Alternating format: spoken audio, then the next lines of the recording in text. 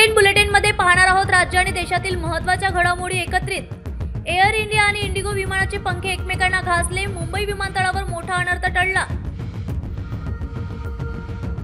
पुण्याच्या राजकारणात मोठी घडामोड, महिला नगरसेवक डायरेक्ट जेलमधून महापालिकेच्या सभेला येणार।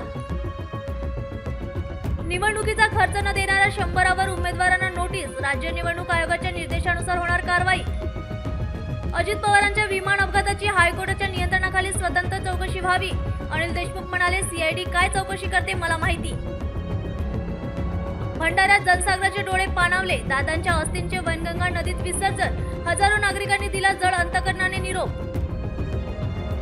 मुंबईला 11 फेब्रुवारीला मिळणार नवा महापौर, महापालिकेत जोरदार तयारी। चंद्रपूर शहर मनपा महापौर उपमहापौर निवडणूक 10 फेब्रुवारीला होणार। मेहता यांनी मराठीतून शपथ घेतली नाही तर मीरा भाईदरमध्ये अमराठी महापौरांना कडाडून विरोध। पियुष गोयल यांच्या वक्तव्यानंतर राष्ट्रवादीमध्ये नाराजी, केंद्रीय नेतृत्वाशी चर्चा केल्याची सूत्रांची माहिती। लाडकी बहीण योजनेला अजित पवार यांचं नाव द्यावं, राष्ट्रवादीच्या नेत्यांची मागणी।